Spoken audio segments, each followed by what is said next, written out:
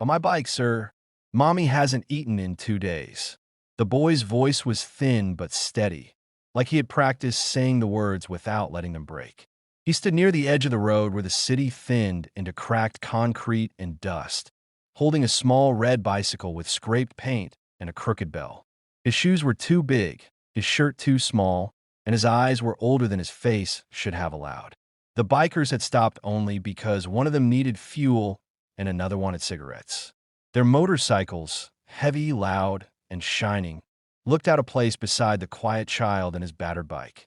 Engines cooled with soft ticking sounds as the men laughed about something that had already passed. When the boy spoke again, the laughter faded. "Please," he said, lifting the bike slightly, as if to prove it was real. "It still works?"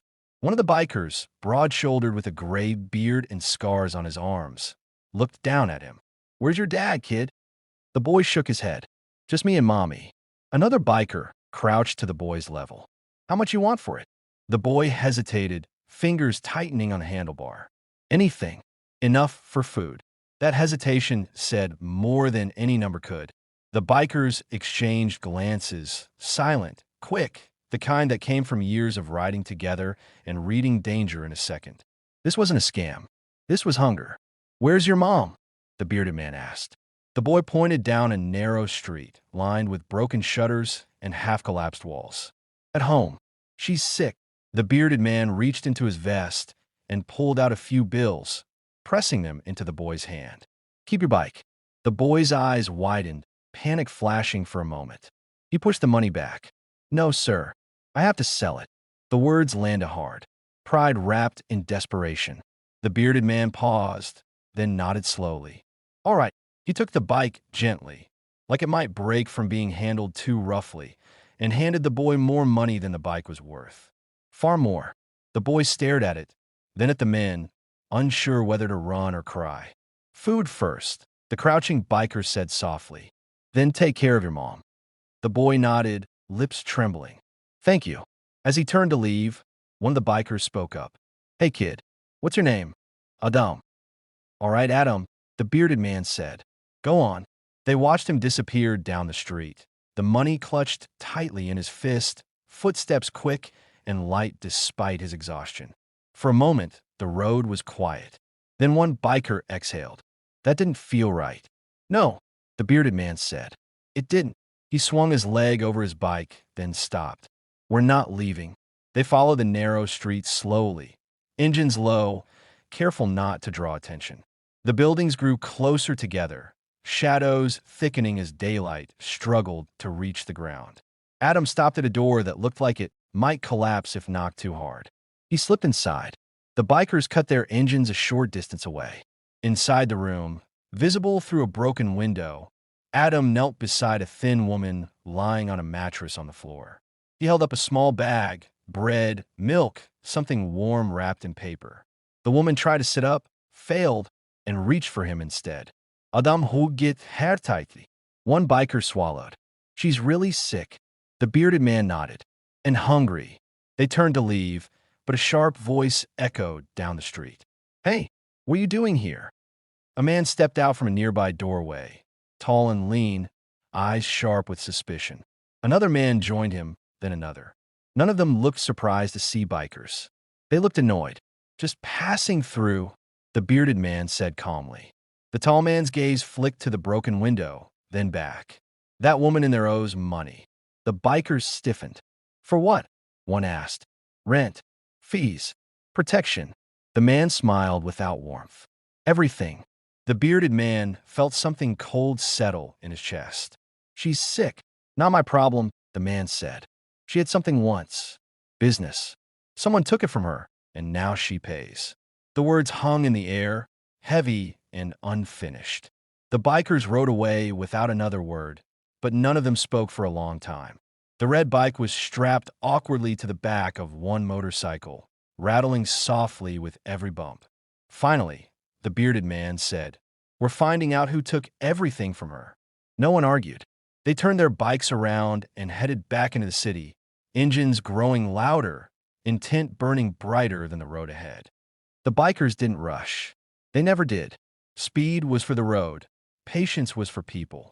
They started with questions, quiet ones, asked in places where truth leaked easier than lies.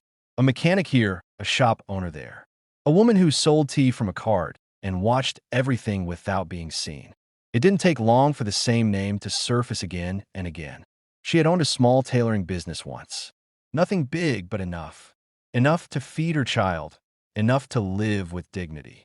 Then a group had come, men who charged for safety in a place that was never safe to begin with. When she refused, they broke her machines. When she tried again, they took her orders. When she begged, they laughed. And when she got sick, they took the rest. Animals, one biker muttered. No, the bearded man said quietly. Animals hunt to survive. This is different. They followed the trail to a building that looked clean from the outside and rotten within. Lights burned behind tinted windows. Music thumped faintly, trying too hard to sound powerful. They parked their bikes in a neat line, engines off. For a moment, there was only silence and the weight of what they were about to do. Inside, the air smelled of smoke and cheap perfume. The men from earlier were there, laughing, counting money, living well on other people's bones. The tall man noticed them first. His smile faded. You again. The bearded man stepped forward. You took everything from a woman and her child. So the man shrugged. That's business. The room felt smaller. One biker placed the red bicycle gently against the wall. That bike, he said, was a child's last hope. Laughter broke out, short and sharp, and the bearded man moved faster than expected. He didn't raise his voice. He didn't need to. You'll return what you took. The tall man scoffed. Or what? The answer came not in words, but in presence. The bikers stood, unmoving, eyes steady. They had faced worse than this. They had buried friends. They had learned restraint the hard way. The tall man hesitated. He saw it then, not violence, but certainty. Fear crept into his posture. What do you want? He asked. Her machines replaced, the bearded man said. Her rent cleared. Medical care. And you never go near her again. And if we say no, the bearded man leaned in slightly. Then every road you take becomes uncomfortable. Silence stretched. Money changed hands slowly, grudgingly. Names were written down.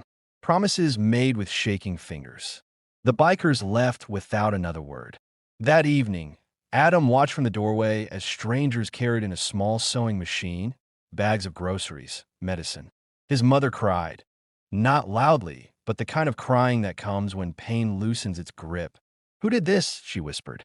Adam shook his head. I don't know. Outside, the bikers mounted their bikes.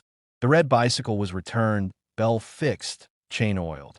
The bearded man knelt in front of Adam. You don't sell this again. Adam nodded fiercely. Take care of your mom, the man said. As the engines roared to life and the bikers rode away, Adam rang the bell once, bright and clear. For the first time in days, his mother smiled. Not because everything was solved, but because someone had finally seen them. And sometimes that was enough to begin again.